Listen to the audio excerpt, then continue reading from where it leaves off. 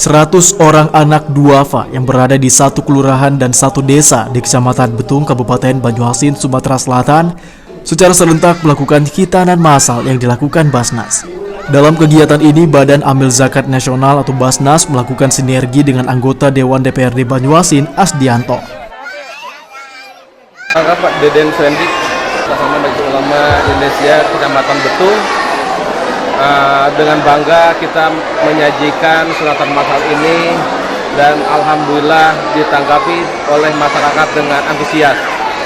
Dengan melibatkan semua pihak, Majelis Ulama Indonesia Kecamatan Betung pada hari ini lagi insya Allah akan mengadakan lagi suratan massal yang 2 tahap lagi. Insya Allah kedepannya kita mengadakan di tempat yang berbeda. Dan suratan massal ini jumlahnya ada 300 massa, 300 anak, dan insya Allah kedepannya kita akan mengadakan di Pilih 3 dan di Sri Kembang. Alhamdulillah, saya selaku anggota DPRD Kabupaten Banyuasin telah bekerja sama dengan Basnas Kabupaten Banyuasin dan MUI Kecamatan Betung untuk merekrut seluruh peserta hitanan. Untuk tahap awal kami telah bekerja, alhamdulillah hari ini telah terlaksana 100 peserta. Mungkin untuk tahap yang kedua dan yang ketiga itu bisa tercapai. Sehingga peserta yang kami sudah rekrut 300 peserta, insya Allah Pak Bupati akan mensupport kinerja kami ini.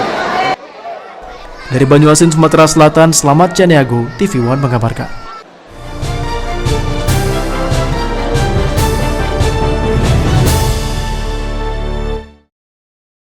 Asosiasi Pelaku Pariwisata Indonesia (DPD) Sumatera Utara melakukan kunjungan ke kantor TV One Medan di Jalan KH Syekh Abdul Wahab Rokan. Dalam kunjungan ini, ASPPI mensosialisasikan kegiatan jelajah wisata budaya yang akan berlangsung pada tanggal 14 hingga 17 Oktober mendatang dengan mengangkat sisi selatan Danau Toba. Di tengah pandemi COVID-19, Asosiasi Pelaku Pariwisata Indonesia (DPD) Sumatera Utara tetap optimis menyelenggarakan event tahunan jelajah wisata budaya di Baligi, Sumatera Utara yang akan berlangsung pada Oktober mendatang. Kegiatan yang berlangsung sejak tahun 2018 ini merupakan event untuk mempromosikan wisata di Sumatera Utara, khususnya kawasan Danau Toba, kepada travel agent. Event ini berlangsung 2 tahun sekali dan diikuti oleh tour operator atau buyer dari mancanegara maupun Nusantara. Jadi event jelajah wisata budaya ini bermula dari tanggal 14 Oktober hingga 17 Oktober, di mana hari pertama bermula dari Bandara Selangit dan kita menunjukkan keindahan beberapa spot yang ada di sekitar Selangit seperti Huta Ginjang. Lalu kita ke Parapat kita juga singgah di Taman Eden, ya, Taman 100 Eden, dan kita bermalam di malam pertamanya di Hotel Atsari di Parapat. Pada hari kedua kita menuju ke Baligi dan di sana kita akan singgah di Caldera, ya, Nomadic Escape sebagai salah satu tujuan wisata yang baru. Kita menginap di Hotel Tiara Bunga pada malam keduanya, ya. Lalu pada hari yang ketiga membuat pegelaran budaya di museum, ya, di TD Silalahi.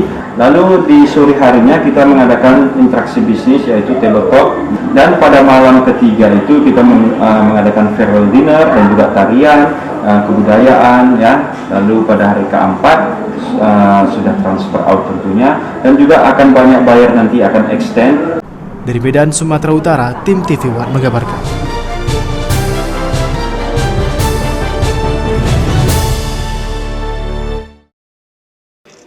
Keempat pasangan calon gubernur dan wakil gubernur Sumatera Barat pada 24 September lalu mengikuti rapat pleno KPU Sumbar terkait pengundian nomor urut calon gubernur dan wakil gubernur yang akan digunakan selama masa kampanye hingga pemilihan pada 9 Desember mendatang. Tampak pasangan calon gubernur dan wakil gubernur Muryadi Ali Mukhni datang lebih awal. Mengenakan kemeja putih list biru serta peci hitam, pasangan yang diusung Partai Demokrat dan Partai Amanat Nasional ini pun langsung memasuki ruangan setelah mengisi sejumlah berkas daftar hadir.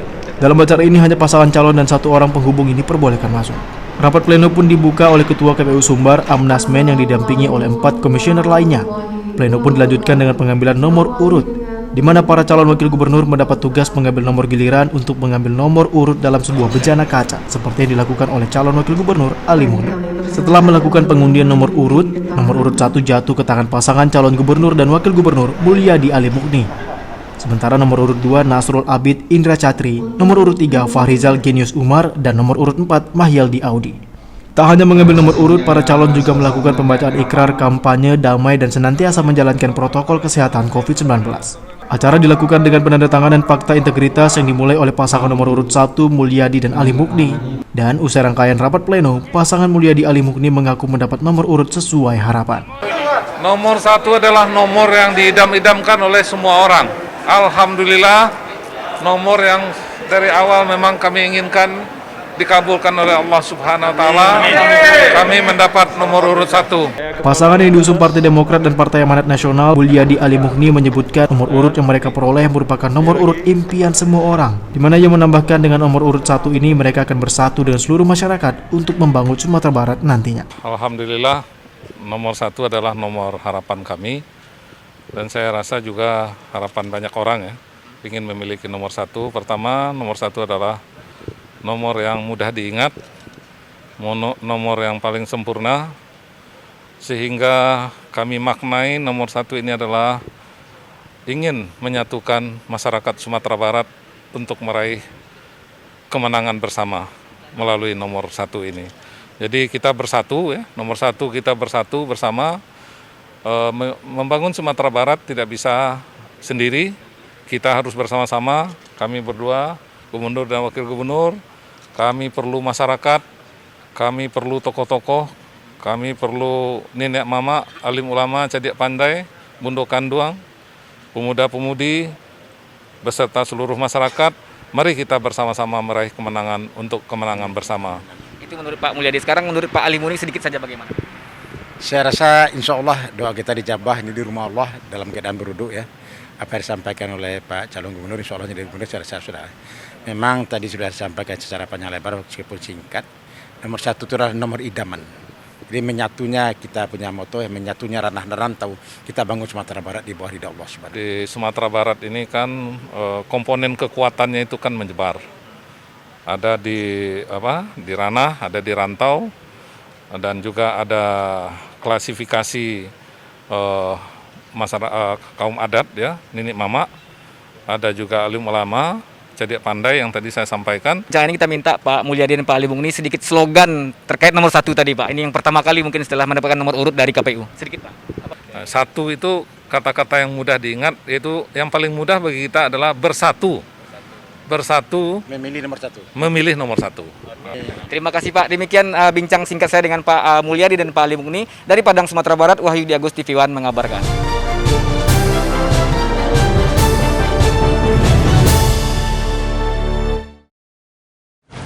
Komisi Pemilihan Umum Kabupaten Ogan Komering Ulu menggelar pengundian tata letak paslon dan kolom kosong. Berdasarkan pengundian didapati posisi paslon incumbent, yakni Kuryana Aziz Johan Anwar, berada di posisi tampak depan sebelah kanan. Artinya jika pemilih membuka surat suara dari tampak depan, maka foto paslon akan berada di sebelah kanan. Sedangkan posisi kolom kosong berada di posisi sebaliknya, di sebelah kiri dari arah tampak depan. Hari ini dalam kegiatan rapat terbuka hanya dihadiri oleh 5 komisioner dibantu oleh Bawaslu, dari Bawaslu 2 orang dan 1 buku yang 1 pasangan calon yang hadir dalam acara rapat terbuka. Kami informasikan kepada kawan-kawan media bahwa kami sekali lagi sudah mematuhi PKPU 13 pasal 55, walaupun PKPU semalam baru didapatkan, hari ini sudah kami patuhi. Artinya proses pelaksanaan rapat terbuka dan dinyatakan sah dan tidak ditunda lagi sesuai dengan SOP yang sudah dilaksanakan. Tahapan kampanye barangkali ini akan kami sosialisasikan kepada seluruh masyarakat calon-calon pemilih di pilkada yang akan datang. Mudah-mudahan masyarakat akan melihat dengan jelas. Kalau soal pilihan terserah dengan mereka, tidak bisa mengarahkan karena masyarakat sekarang ini sudah semakin pintar. Walaupun ada yang mengarahkan, barangkali tidak dan mudah-mudahan tidak terpengaruh. Sementara itu pasangan calon Kuryana Aziz Johan Anwar menerima hasil undian tersebut dan menyatakan tidak ada rekayasa. Dari Kabupaten Oku, Sumatera Selatan, Herman Sawiran, Bagus Mihargo, TV One mengabarkan.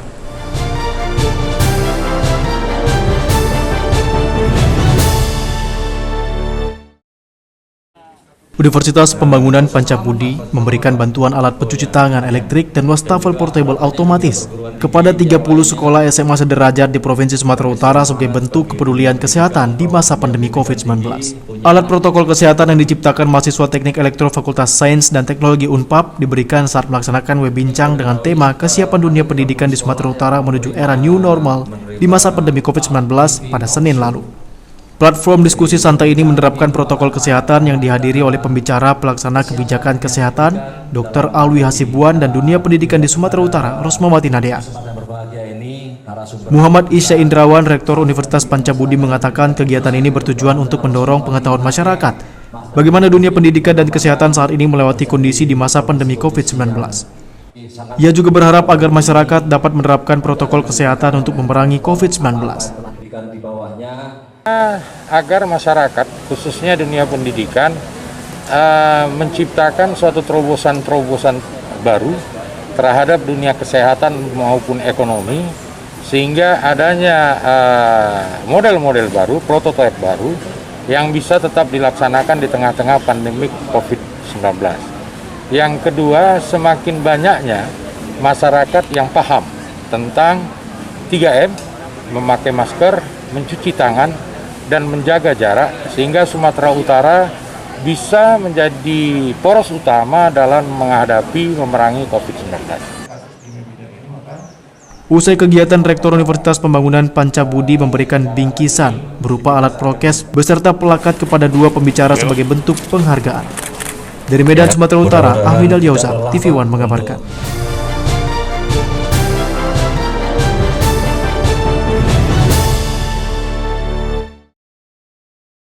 Untuk meluruskan informasi terkait kasus penganiayaan yang melibatkan anggota DPRD Labuhan Batu Selatan berinisial IF, puluhan warga Pinang Damai Torgamba memberikan keterangan kepada sejumlah wartawan di Rantau Perapat, Labuhan Batu, Sumatera Utara. Dalam keterangan dari beberapa warga yang mengaku berada di lokasi saat terjadinya penganiayaan terhadap korban MJ yang kini telah ditetapkan sebagai tersangka pencurian sepeda motor oleh pihak kepolisian, menyatakan tidak melihat IF melakukan penganiayaan berupa pencabutan kuku korban dengan menggunakan tang. Bahkan alat penjepit tersebut terlihat berada di tangan warga lainnya yang kesal dengan korban yang kerap melakukan pencurian di desa mereka. Salah seorang warga Pinang Damai, Ramahul Mahulai, menyebutkan pihaknya berharap dapat dilakukan rekonstruksi ulang dengan melibatkan masyarakat yang saat kejadian berada di beberapa lokasi penganiayaan, sehingga kasus tersebut sesuai fakta yang sebenarnya. Dan berharap kasus ini dapat selesai secara kekeluargaan sebagaimana kebiasaan yang terjadi di desa mereka. Kalau seandainya diperbolehkan, kami berharap silakan terlibatkan masyarakat. Yang pertama, silakan terlibatkan masyarakat untuk rekonstruksi ulang. Dan kami berharap kedua belah pihak yang bertikai antara imam dan Jebri dihadirkan. Dan kita supaya objektif saja hukumnya, ya itu. Yang kedua, kami berharap juga karena desa kami desa Pinang Damai. Dan kami juga sudah menjadi faktor kebiasaan di desa kami bahwa kalau boleh diselesaikan dengan damai, ya berdamai sajalah. Ditambahkan warga di desa mereka kerap sekali terjadi tindakan pencurian baik harta benda dan alat pertanian milik warga yang diduga pelakunya MJY. Dari Labuhan Batu, Sumatera Utara, Edi Syaputra, TV One mengabarkan.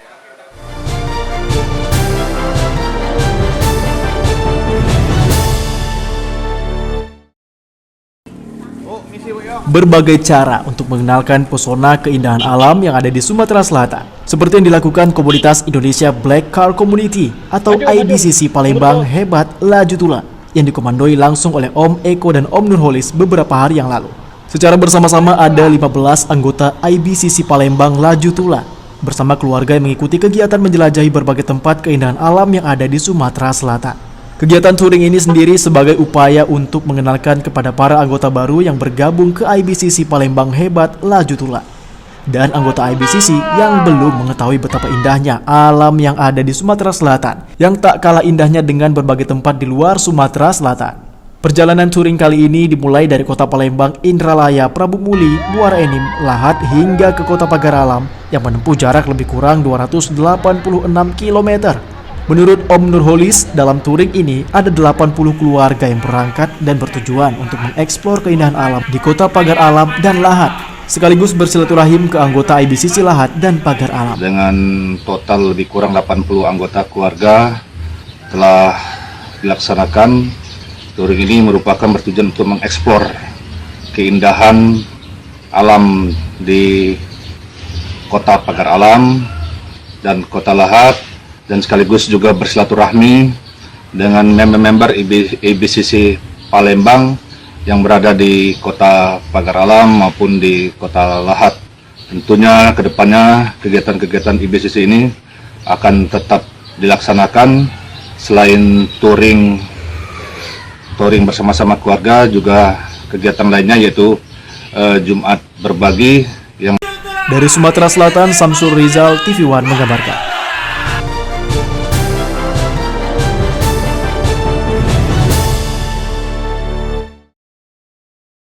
Puluhan papan bunga ucapan berduka cita dari berbagai kalangan dan profesi berbaris rapi di rumah duka Dwi Martina binti Komedi, istri dari anggota Dewan Banyuasin Sumatera Selatan, Nopizar Teguh, di Perumahan Sejahtera 2, Kenten, Banyuasin, Sumatera Selatan. Dwi Martina meninggal dunia setelah dirawat di Rumah Sakit Kota Palembang selama beberapa hari. Meninggalnya istri anggota DPRD Banyuasin, Sumatera Selatan ini menyebabkan kesedihan yang mendalam sangat dirasakan baik dari sang suami yang ditinggalkan, keluarga besar almarhum, hingga kerabat dan handai taulan saat hadir di rumah duka untuk memanjatkan doa mengenang almarhum yang sangat disayangi keluarga. Menurut Wakil Ketua DPRD Banyuasin, Noris Matudin, seluruh anggota Dewan dan Muspida Banyuasin turut berduka atas meninggalnya Dwi Martina, istri sahabat mereka, Nopizar, anggota DPRD Banyuasin, dan amal ibadahnya diterima di sisinya. Turut berduka cita atas meninggalnya ibu, dan kami berdoa mudah-mudahan beliau selalu lapangkan kuburnya, insya Allah amal solehnya diterima di sisi Allah Subhanahu wa Ta'ala. Warga sekitar pun menyambut baik kedatangan Bupati Banyuasin beserta Muspida Banyuasin ke rumah duka. Kota Dewan, bahkan dari Bapak Bupati Banyuasin, Bapak Askolani telah hadir tengah-tengah kita. Semoga diampunkan Allah dosa-dosanya, ditempatkan yang layak di sisinya, diterima iman dan Islamnya, semoga dilapangkan Allah kuburnya, dan semoga dijauhkan daripada siksa kubur. Amin ya rabbal alamin. Dari Banyuasin, Sumatera Selatan, Samsul Rizal, Selamat Caniago, TV One mengabarkan.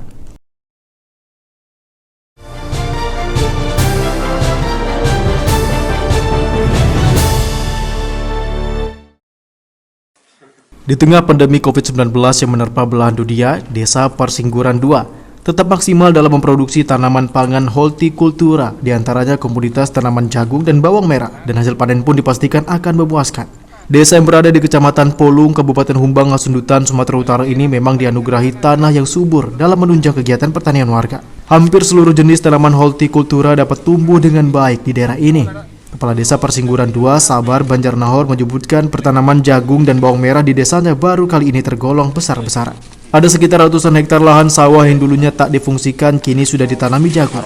Dan masih ada ratusan hektar lahan lainnya yang akan dikelola untuk ditanami tanaman hortikultura. Pemerintah kabupaten dan pemerintah desa selalu membantu warga dalam bertani. Kepala desa bersama warga dalam Musrembang juga sepakat agar ratusan juta dana dari APBDes digelontorkan guna menyediakan bibit tanaman jagung, bibit bawang merah, dan juga pupuk. Tak tanggung-tanggung, Desa Persingguran 2 ini juga menargetkan akan meraup untung miliaran rupiah dari hasil panen jagung dan bawang merah nantinya. Selama ini sejak adanya Desa Persingguran 2, baru kali ini bisa tercapai. Habis panen sawah, habis kita tanamin sawah, langsung kita tanamin jagung. Yang ternyata setelah kita hitung-hitung semua, bahwa lahan sawah di Desa Persingguran 2 ini sekarang sekitar 300 hektar. Nah, karena ini baru masih pertama, sekarang telah kita tanami lahan sawah tersebut sekitar 70%. Bahwa lahan sawah sekitar 230 hektar di Desa Persingguran 2 sekarang telah tertanami jagung. Yang kita anggarkan dari dana desanya pada tahun ini pembelian bibit jagung pioner dengan pupuknya dengan 3 jenis pupuk, yaitu urea, KCL, dan TSP. Dari Kabupaten Humbang, Ngasundutan, Sumatera Utara, Syaren Sutumorang, Rahmat Tinton Banjarnahor, TV One mengabarkan.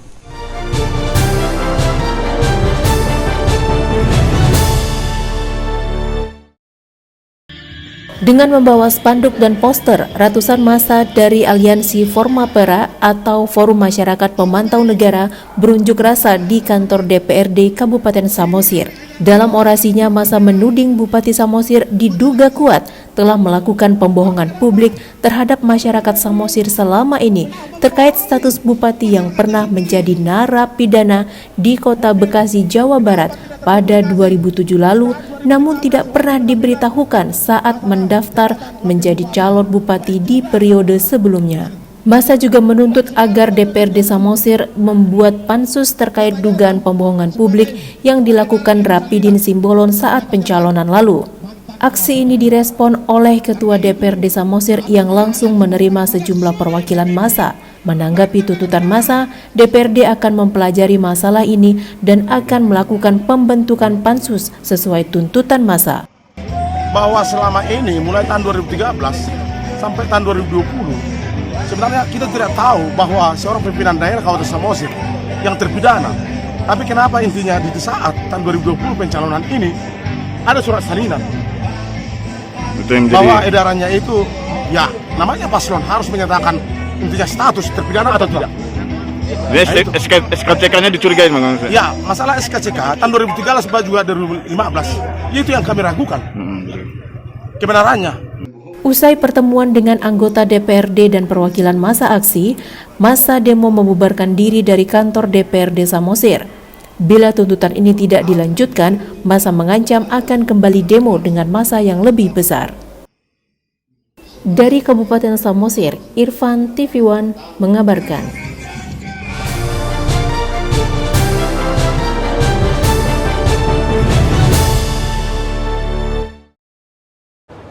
DPRD Kota Medan dalam rapat paripurna menyetujui perubahan anggaran pendapatan dan belanja daerah atau PABD Kota Medan tahun anggaran 2020 di gedung DPRD Kota Medan, Jalan Kapten Maulana Lubis pada Selasa pagi 22 September 2020 lalu. Setelah penyampaian laporan hasil pembahasan PABD dan pendapat fraksi-fraksi DPRD Kota Medan pada rapat paripurna yang dipimpin Ketua DPRD Kota Medan Hashim, PLT Kota Medan Ahyar Nasution, proses pembahasan dan persetujuan terhadap Ranperda APBD perubahan tahun anggaran 2020 ini berjalan dengan baik dan efektif. Melalui proses dan pendapat fraksi-fraksi yang juga telah didengarkan bersama bahwa telah menyetujui Ranperda APBD perubahan tahun 2020, baik dari sisi pendapatan daerah, belanja, maupun pembiayaan daerah secara realistis, logis, dan rasional. Dari sisi pendapatan telah disetujui pendapatan daerah sebelum perubahan sebesar 6,9 triliun rupiah lebih dan setelah perubahan menjadi sebesar 4,69 triliun rupiah lebih atau berkurang sebesar 1,39 triliun rupiah lebih, sedangkan dari sisi belanja telah disetujui belanja daerah sebelum perubahan sebesar 6,18 triliun rupiah lebih dan setelah perubahan sebesar 5,19 triliun rupiah lebih atau berkurang sebesar 991 miliar lebih. Selanjutnya dari sisi pembiayaan telah disetujui pembiayaan penerimaan setelah perubahan sebesar 506,81 miliar lebih dan pembiayaan pengeluaran setelah perubahan sebesar 10 miliar sehingga jumlah pembiayaan neto menjadi 496,81 miliar rupiah. Kita lihat struktur yang tadi yang sudah disahkan itu sesudah dari refocusing ya, itu ada pengurangan di pendapatan daerah dan belanja daerah. Nah, kita harapkan struktur yang sudah disetujui itu nantinya bisa berjalan dengan baik dan harus dilaksanakan dengan semaksimal mungkin oleh Pemko Medan. Dari Medan, Sumatera Utara, tim TV One mengabarkan.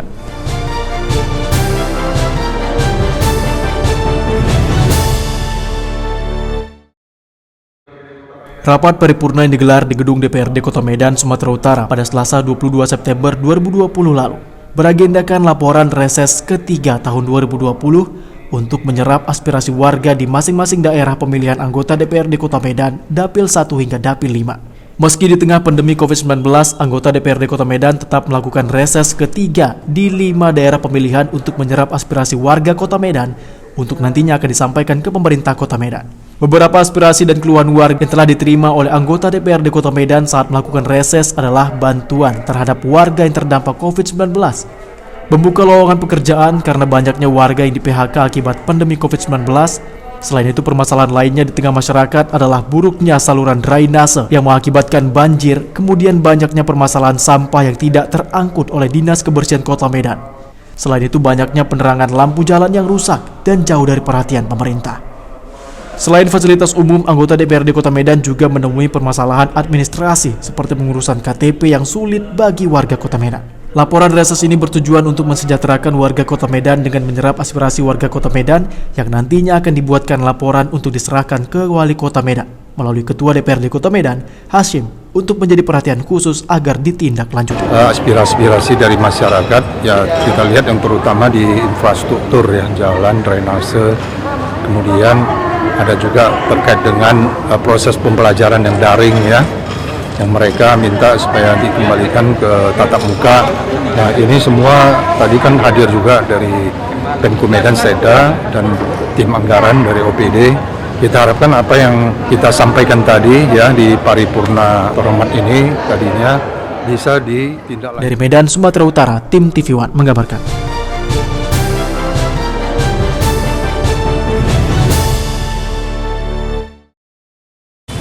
Barisan Pemuda Nusantara atau Bapera Sumut mengukuhkan pasangan calon wali kota Medan Bobi Nasution sebagai warga kehormatan.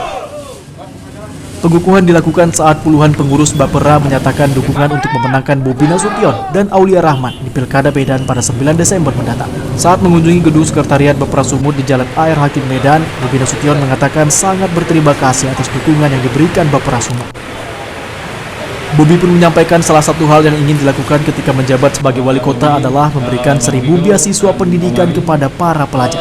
Selain itu, ia juga berharap agar Bapera Sumut nantinya dapat bekerja sama dalam memajukan UMKM di Kota Medan. Assalamualaikum warahmatullahi wabarakatuh.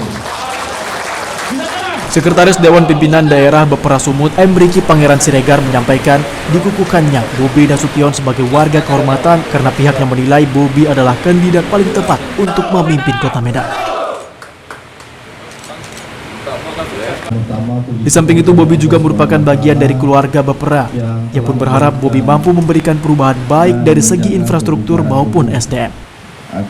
Kita memperbaiki Kota Medan ke depannya, bisa memimpin Kota Medan dengan jauh lebih baik lagi dibanding pendahulu-pendahulunya. Seperti mungkin tadi sudah disampaikannya sendiri, dan juga disampaikan tadi oleh senior-senior kita tadi, ada ketua dewan pengurusnya, ketua dewan pertimbangan.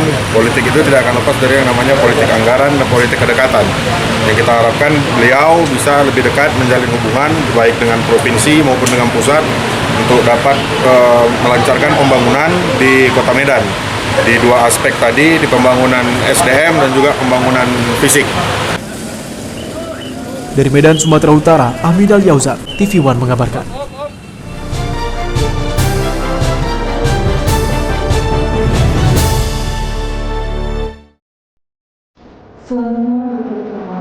Guna mendorong percepatan pembangunan di daerah tertinggal, TNI Angkatan Darat kembali melaksanakan program TMMD atau Tentara Manunggal Pembangun Desa. Melalui program TMMD ke-109 tahun 2020, Kodim 0208 Asahan, TMMD kali ini dipusatkan di pemerintah daerah Kabupaten Batubara, Sumatera Utara, yakni pembangunan sarana infrastruktur jalan sepanjang 191 meter di Dusun 1, Desa Kuala Gunung, Kecamatan Datuk 50. Tepatnya di depan Rumah Sakit Umum Daerah Batubara. Terlaksananya pembangunan melalui program Tentara Manunggal Pembangun Desa guna mengatasi kesulitan masyarakat dari desa ke kota karena selama ini jalan tersebut terputus sehingga masyarakat terpaksa memutar lebih dari 5 km menuju ke rumah sakit. Dan program ini sekaligus membantu pemerintah daerah dalam percepatan penanganan virus COVID-19.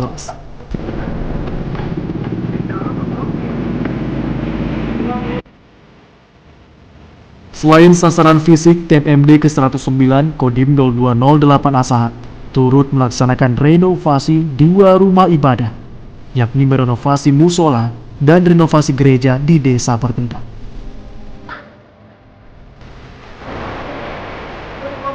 Kita ambil desa Kuala Gunung ini diselaraskan dengan kondisi COVID-19 ini, ya. Jadi kegiatan ini juga mendukung program pemerintah dalam memberantas virus corona, terutama akses jalan. Karena jalan selama hari ini dari desa ini, desa Kuala Gunung ini tidak bisa langsung melewati rumah sakit kita. Nah, oleh sebab itu ini menjadi titik yang kita fokuskan di tahun 2020 ini. Dari Kabupaten Batubara, Sumatera Utara, Zulfan, TV One mengabarkan.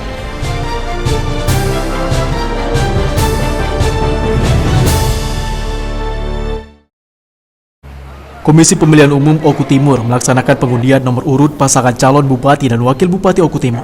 Pengundian ini dilaksanakan di Gedung Serbaguna Puritani Hotel Kota Martapura. Dalam pengundian nomor urut paslon ini hanya dihadiri oleh Komisioner KPU Oku Timur, kedua pasangan calon, Yani atau Enos Yuda dan Ruslan Herli, beserta perwakilan Bawaslu Oku. Pembatasan peserta yang mengikuti pengundian ini dikarenakan adanya PKPU terbaru mengenai peserta yang boleh hadir dalam pengundian nomor urut. Dari hasil pengundian didapat pasangan Enos Yuda di nomor urut 1 dan pasangan Ruslan Herli di nomor urut 2. Seluruh peserta yang akan memasuki ruang gedung harus mencuci tangan, mengenakan masker dan melalui pemeriksaan suhu tubuh. Ini kita lakukan pengundian nomor urut pasangan calon bupati dan wakil bupati. Alhamdulillah berjalan dengan lancar dan sudah menghasilkan dua calon. Pasangan nomor 1 Pak Haji Lanusin dengan Pak Yuda, pasangan nomor 2 Pak Haji Ruslan dengan Dr. Herli pada hari ini. Dan setelah kita melakukan rapat pleno terbuka pengundian nomor urut, kita lakukan penandatanganan fakta integritas dan penandatanganan siap menang siap kalah.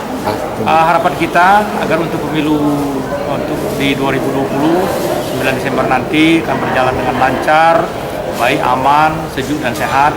Kemudian pada masyarakat gunakan hak pilih pada 9 Desember nanti datang ke TPS memakai protokol kesehatan. Herman Jaya berharap pada Pilkada 2020 mendatang akan terlaksana dengan lancar, aman, dan damai. Selain itu, dirinya berharap kepada seluruh masyarakat agar dapat berpartisipasi dalam pencoblosan pada 9 Desember mendatang, serta tetap mematuhi aturan protokol kesehatan. Setelah pengambilan nomor urut, kegiatan dilaksanakan dengan penandatanganan pernyataan siap mematuhi aturan kesehatan dan pernyataan siap menang dan siap kalah. Dari Kabupaten Ogan Komering Ulu Timur, Sumatera Selatan, Herman Sawiran, Redo Saputra, TV One mengabarkan.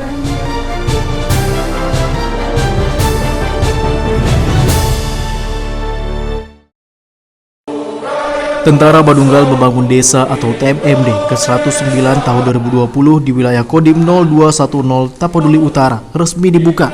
Hal itu ditandai dengan penandatanganan berita acara oleh Bupati Humbang Hasundutan Dosmar Banjar Nahor dan Dandim 0210 Tapanuli Utara Letkol CZI Romi Agus Widodo.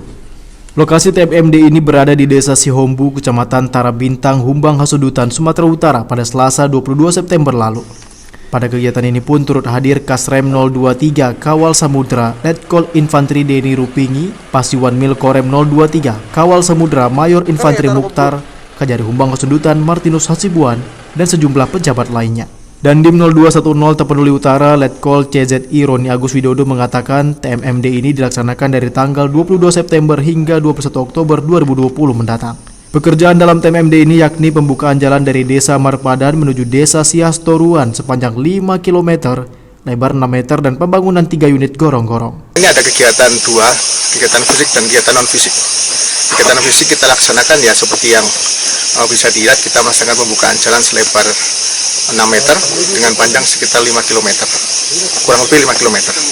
Dan kedua itu kegiatan non-fisik, kita melaksanakan penyuluhan kepada masyarakat. Nah, disinilah peran kita akan muncul, kita akan bersinergi dengan masyarakat, kita melaksanakan kegiatan-kegiatan, baik itu penyuluhan hukum, kesehatan, dan penyuluhan-penyuluhan yang lain. Ini jalan tidak ada nih, tapi dengan Pak Roni sebagai Dandim dan semua tim dari Danrem 023 dan melakukan langkah yang spektakuler, kita dari pemerintah Humbang berterima kasih. Dari Kabupaten Humbang Hasundutan, Sumatera Utara, Syaran Situmorang, Rahmat Tinton Banjar Nahor, TV One mengabarkan.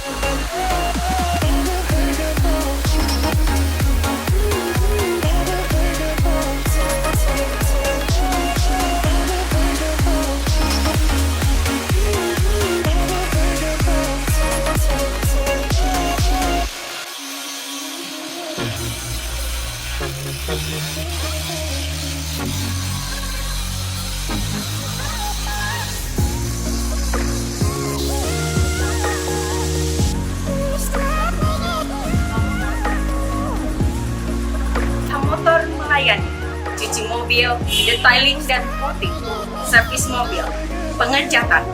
Kami siap memberikan pelayanan terbaik dengan harga terjangkau. Kunjungi kami sekarang juga.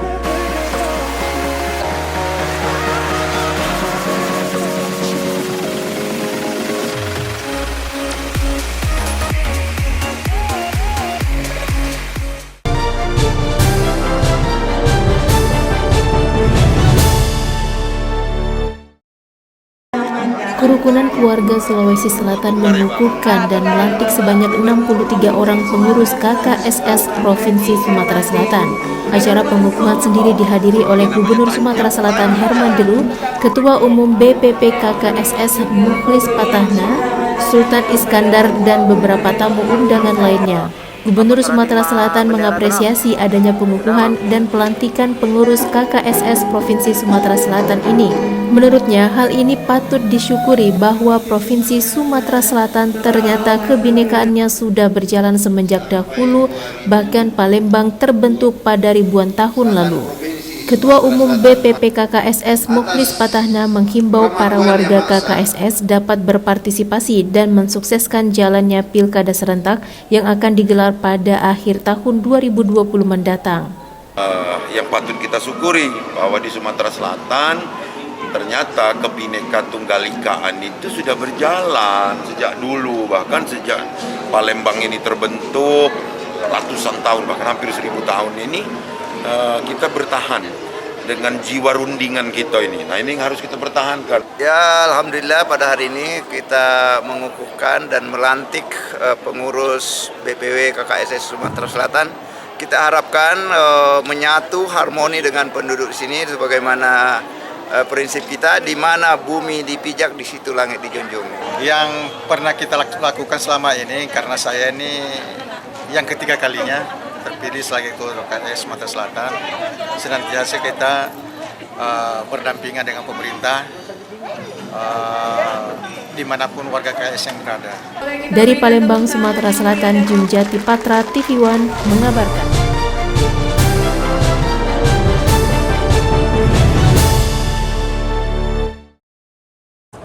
Komunitas Satu Hati siap memenangkan pasangan calon wali kota Medan, Bobi Nasution dan Aulia Rahman dalam Pilkada Medan 2020. Hal ini disampaikan pada perayaan hari ulang tahun Satu Hati yang kedua, yang digelar di Johor Cafe and Seafood, Jalan Karya Jaya, Kecamatan Medan, Johor pada minggu lalu.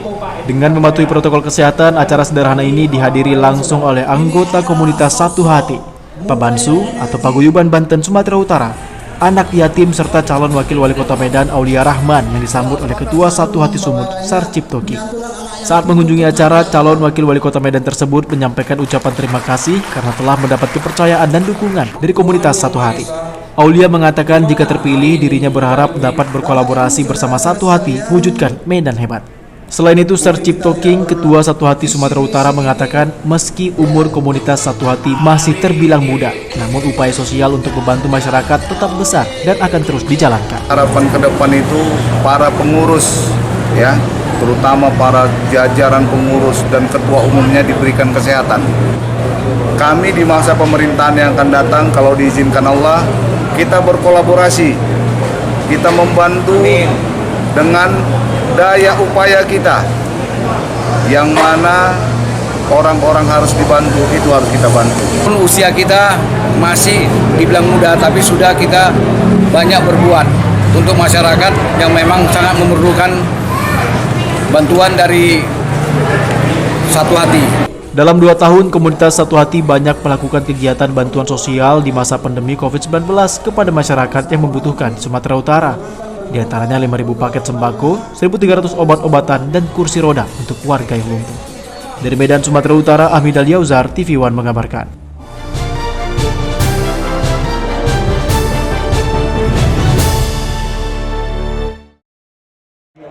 Rapat kerja anggota DPRD Kota Medan tahun 2020 digelar di The Hill Resort, Kecamatan Sibolangit, Kabupaten Deli Serdang, Sumatera Utara pada Minggu 27 September dengan tema wabah pandemi COVID-19 tantangan baru, tatanan era kenormalan baru. Dalam raker yang menerapkan protokol kesehatan tersebut dihadiri oleh seluruh anggota DPRD Kota Medan dengan menerapkan protokol kesehatan. Selain anggota DPRD Kota Medan juga turut hadir PJS Wali Kota Medan Arief Sudarto.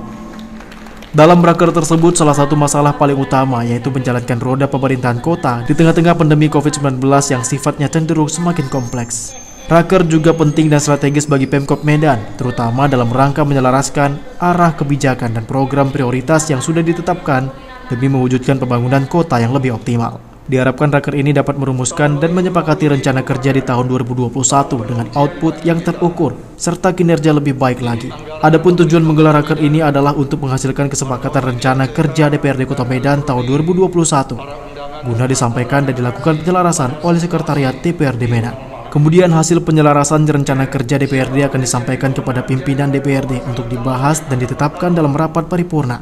Ketua DPRD Medan Hasim meminta agar raker ini bisa fokus kepada penguatan trifungsi Dewan dalam mengawal pemulihan ekonomi masyarakat sebagai dampak pandemi COVID-19.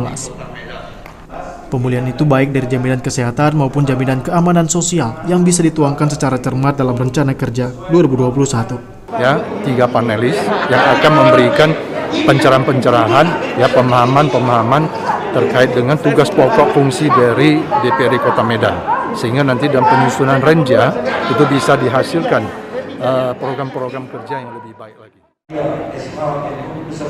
Dari Deli Serdang, Sumatera Utara, tim TV One mengabarkan.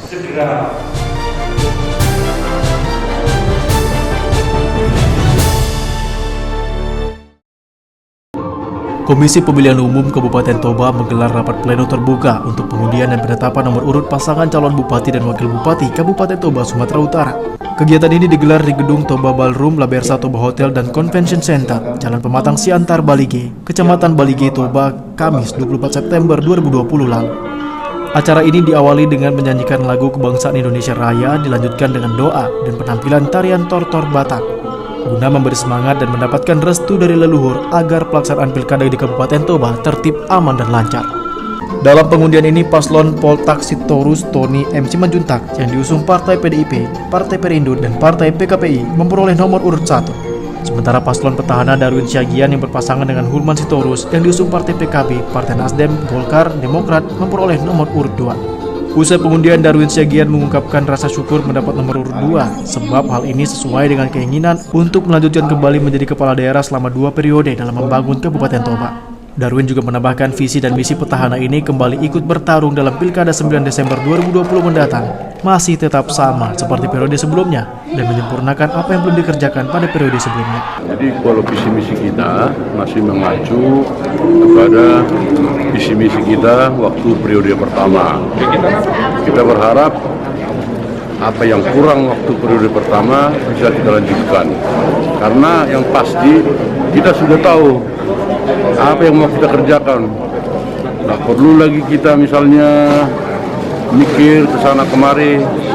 Beda dengan konsisten lain mungkin dia masih belajar. Kalau kita tinggal jalan. Dari Kabupaten Toba, Sumatera Utara, Daud Sitohang, Nimrod Sirait, TV One mengabarkan.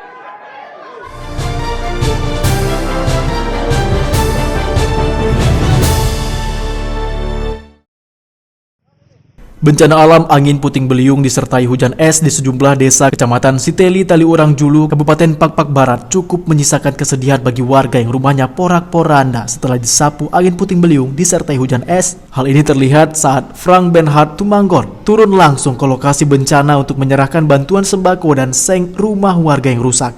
Salah satu warga menangis haru saat ia dikunjungi calon Bupati Pakpak Barat, Frank Tumanggor, yang memberikan bantuan makanan dan seng kepada warga. Bugani Sitorus, salah seorang warga, mengaku saat ini terpaksa tinggal di lokasi pengungsian. Ia pun sangat berterima kasih kepada Frank Tumanggor yang langsung turun membantu dalam meringankan beban warga yang terkena dampak bencana angin puting beliung dan hujan es. Asalnya terbangkuan ya? Dia makan apa udah dapat bantuan? Udah dari peran. Tapi tinggal ngungsi lah sementara ya? Iya Pak, iya. Udah berapa malam? Satu malam ini? Satu malam, masih semalam kejadiannya. Ngungsi ya? Selain memberikan bantuan seng secara langsung kepada masyarakat yang terkena dampak bencana alam, dalam aksi sosial ini, Frank Tumanggor juga memberikan bantuan langsung sembako dan lainnya kepada warga yang saat ini sangat membutuhkan. Satu desa Singgabur ini ya paling parah kan, kena bantuan yang saya berikan ini kan pedulian saya terhadap masyarakat. Bantuannya sekitar 800-an ya. Sekitar 800-an sama sembako lah. Kira-kira itu bisa membantu masyarakat dan menolong yang kira-kiranya agak kurang mampu, saya tolong lah. Ini murni kemanusiaan. Nggak ada, walaupun saya sedang mengikuti kontestasi pilkada di sini, ya nggak peduli itu siapa-siapa, saya bantu lah sepanjang mau diterima. Dari Kabupaten Pakpak Barat, Sumatera Utara, Irfan, TV One mengabarkan.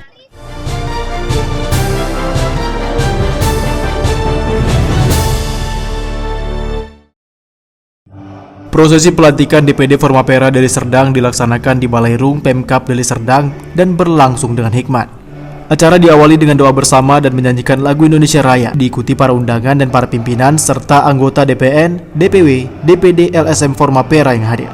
Setelah pembacaan surat keputusan DPW Formapera Sumut, dilakukan penyerahan mandat kepada seluruh pengurus DPD Formapera Deli Serdang. Prosesi pelantikan ini pun dipimpin oleh Ketua DPW Sumatera Utara, Ferry Afrizal, dengan penyerahan bendera petaka dan menyerahkan mandat kepada Ketua DPD Deli Serdang, Muslim Susanto, sebagai Ketua DPD Deli Serdang.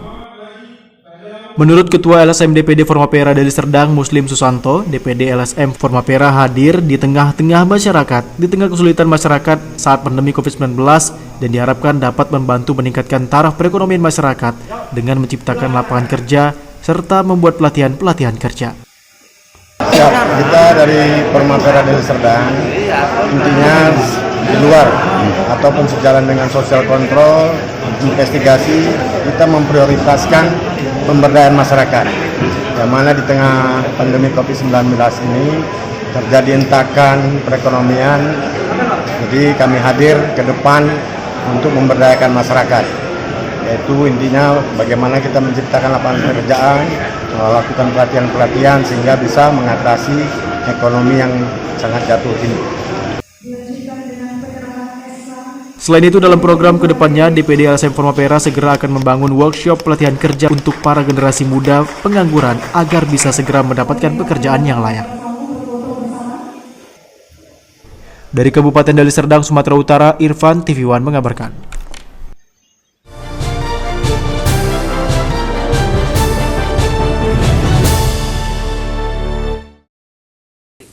Seorang warga asal Musi Banyuasin, Sumatera Selatan mampu menciptakan inovasi cara menanam padi tanpa menggunakan tanah serta pupuk organik. Tanaman padi bisa panen 4 kali dalam 1 tahun dengan sekali melakukan penanaman. Inovasi tanam padi di musim pandemi COVID-19 adalah yang pertama kali ditemukan di dunia. Teknik pola penanaman padi New Sewell System tanpa menggunakan metode tanah untuk menanamnya dan hanya 1 kali menanam bisa tumbuh seumur hidup dan bisa panen 4 kali dalam 1 tahun. Inilah inovasi baru cara menanam padi di perkotaan atau di lingkungan rumah dengan lahan yang sempit yang ditemukan oleh seorang warga asal Musi Banyuasin, Hari Agus Wibowo. Dirinya menciptakan metode penanaman padi yang cukup sederhana dan bisa menghasilkan padi lebih banyak dibandingkan dengan menanam padi pada umumnya. Cukup dengan menggunakan polybag atau tempat lainnya. Dalam 1 meter persegi bisa menghasilkan beras sebanyak 5 kg. Ini teknik pola penanaman no soil system tanpa tanah itu pertama kali di dunia. Sebetulnya banyak teknik-teknik yang tidak memakai tanah seperti hidroponik, aeroponik, dan bermacam-macam. Yang saya pentingkan bukan kecanggihannya tetapi hasil produktivitasnya. Seperti Presiden selalu menganjurkan, itu kebijakan lokal. Menggunakan tata cara sendiri daripada selalu import ini, import itu. Nah, ini kita sudah buktikan. Ini staf khusus Bupati Musi Banyuasin, Pak Hari dan teman-teman ini sudah membuktikan urban farming di lahan cuma 1 meter persegi dapat menghasilkan beras 5 kilo dalam waktu 3 bulan. Dari Musi Banyuasin, Sumatera Selatan, Puja Kusuma, TV One mengabarkan.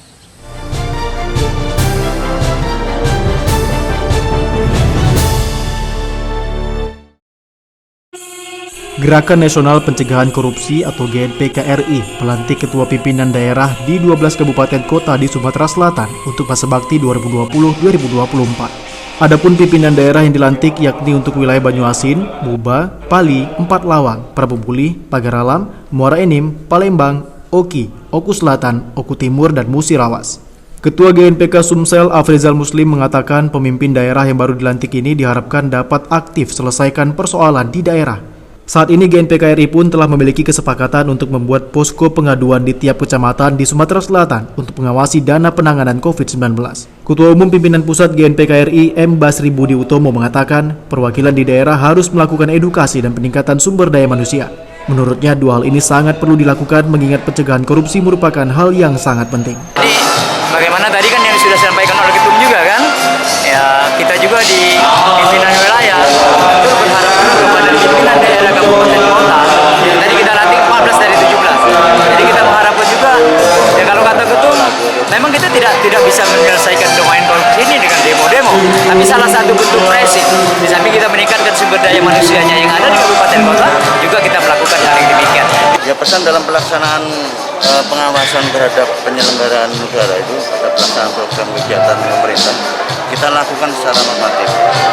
Artinya tentu untuk normatif supaya tidak abu-abu, setiap kita melakukan pengawasan kita harus tahu dulu, harus tahu dengan program kegiatan itu dari RAP-nya, bespeknya, semua speknya kita tahu semua, baru kita paham. Oleh karena itu tadi saya singgung tentang keterbukaan informasi publik. Dari Palembang, Sumatera Selatan, Junjati Patra, Ganda, TV One mengabarkan.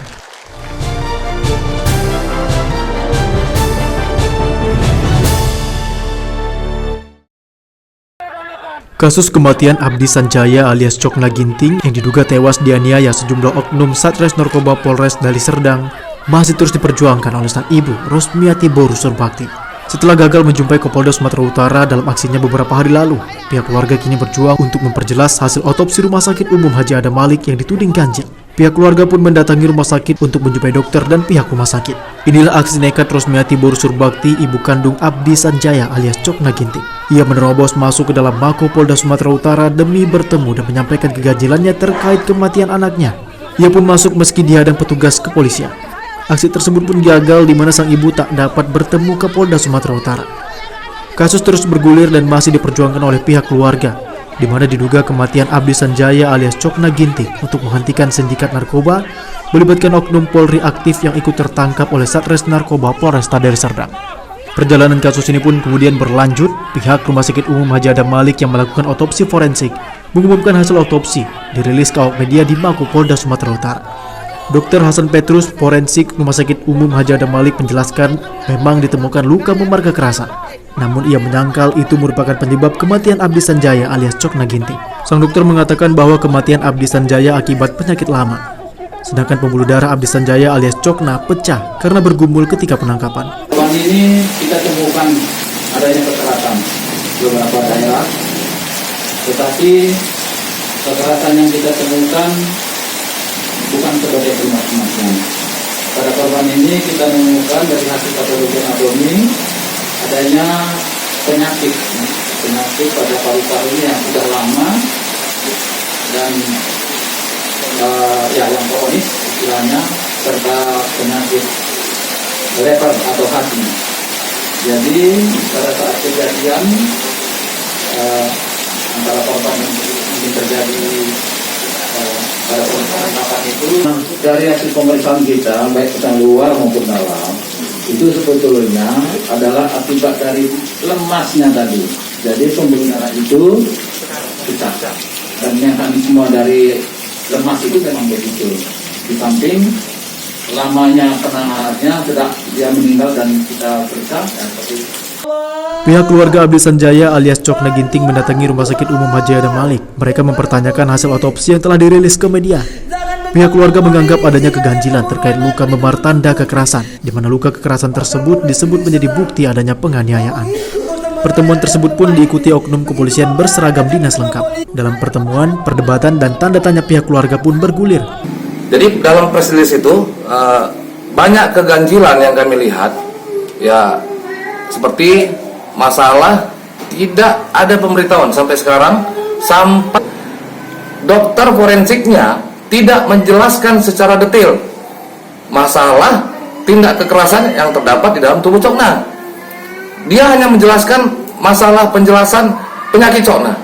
Sementara yang kita ketahui, kita dari awal sudah investigasi pihak keluarga, orang tuanya, bahwa Cokna, korban penganiayaan yang menyebabkan dia meninggal dunia, yang diduga dilakukan oleh Polres Deli Serdang tidak pernah ada sakit secokna. Dari lahir sampai dia semasa hidup tidak pernah. Tanda-tanda gejala sakit pun tidak pernah. Makanya kita bingung nih. Pihak rumah sakit mengatakan bahwa saya sakit cokna itu setelah diotopsi, yaitu sakit paru-paru, liver, sesak napas, itu diborong semua ketika dia meninggal, ketika diotopsi. Dari mana penyakit ini bisa muncul? Dari Medan, Sumatera Utara, Yoga Syaputra, TV One mengabarkan.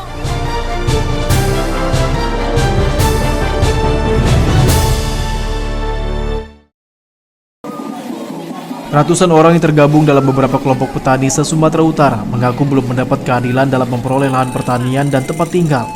Sehingga hal ini mengharuskan mereka untuk terus turun ke jalan meminta pemerintah untuk adil dan transparan membagikan lahan dan mensertifikasinya tanpa tebang pilih kepentingan. Mereka mengaku telah menduduki dan mengelola selama puluhan tahun lalu. Masyarakat yang tergabung dalam beberapa kelompok tani tersebut akan terus melakukan aksi turun ke jalan sembari mengusung beberapa keranda jenazah sebagai simbol protes terhadap ketidakpedulian pemerintah terhadap petani. Aksi ini akan terus mereka lakukan hingga tuntutan dan harapan mereka ditindaklanjuti pemerintahan Joko Widodo. Terutama para petani penggarap lahan ex-hak guna usaha PT Perkebunan Nusantara II. Kecewaan kami kepada Bapak Presiden Jokowi yang telah menjanjikan 9 juta hektar tanah untuk rakyat. Sampai saat ini udah berapa tahun tidak pernah terrealisasi. Kami memohon saat ini di seluruh persoalan ex-HGP 2 yang ada di Sumatera Utara dan juga di daerah-daerah yang lainnya yang belum selesai, kami mohon kepada Bapak Insinyur Joko Widodo selaku Presiden kami supaya sesegera mungkin mendistribusikan tanah untuk rakyat. Luasnya berapa Kak? Kemudian berapa orang yang sudah dijanjikan tadi kemudian dengan Presiden Jokowi tadi Kak? 9 juta hektar tanah dulu janjinya akan dilepaskan untuk rakyat, tapi ini jangankan 9 juta hektar tanah, setapak rumah pun, setapak tanah pun belum ada yang terrealisasi untuk kami yang berjuang sudah 10 tahun, sudah 20 tahun. Ya, sampai kami juga sudah ke Istana Negara, ya, menyerahkan semua berkas-berkas kami yang ada dari Komite Revolusi Agraria Sumatera Utara KRA dengan KTM Sumut, dengan kelompok-kelompok tani yang lainnya, tetapi sampai saat ini kekecewaan rakyat tidak peduli pemerintah untuk menyelesaikan kasus tanah yang ada di Sumatera Utara. Selain itu ada mungkin intimidasi atau apa dari mana begitu ada ancaman-ancaman gitu kepada masyarakat terkait dengan lahan ini sendiri Kak? Seperti apa Kak? Bulan tahun kita rasakan itu Pak. Ya, ancaman-ancaman dari pihak-pihak developer ya yang memakai OKP untuk menghantam masyarakat ya belur di lapangan. Jadi kami berharap kepada kepolisian juga, kepada keamanan negara kami agar sesegera mungkin juga membawakan kasus ini, menangkap semua mafia-mafia tanah yang ada di Sumatera Utara ya, yang berkeliaran saat ini. Kami memohon saat ini kepada Bapak Gubernur kami ya. Mereka juga meminta transparansi pembagian lahan ex-hak guna usaha PT PN2 seluas 5.873 hektar. Hari Raya Nasional kami berharap agar pemerintah dengan tegas untuk memberikan akses seluas-luasnya kepada rakyat atas tanah. Karena hingga hari ini terjadi ketimpangan sosial atas tanah tersebut ya antara rakyat dengan sejumlah perkebunan, jumlah investasi. Karena kita lihat bahwa pemerintah lebih memprioritaskan kepentingan investasi daripada kepentingan rakyat itu sendiri. Apalagi di banyak tempat masih banyak terjadinya penggusuran atas tanah-tanah rakyat yang sudah lama diduduki dan dikuasai. Nah, di samping itu juga kami berharap agar pemerintah bisa menyelesaikan seluruh konflik agraria. Karena hingga hari ini dari tahun 98 hingga tahun 2020 tidak ada satupun konflik agraria di Sumatera Utara ini yang diselesaikan baik itu gubernur maupun badan pertanahan. Membuka data terkait siapa-siapa saja masyarakat yang akan dilepas haknya di tanah Eksagio 58,6 hektar karena sudah dimohonkan kepada Menteri BUMN, namun kita tidak tahu. Dari Medan, Sumatera Utara, Yoga Syaputra, TV One mengabarkan.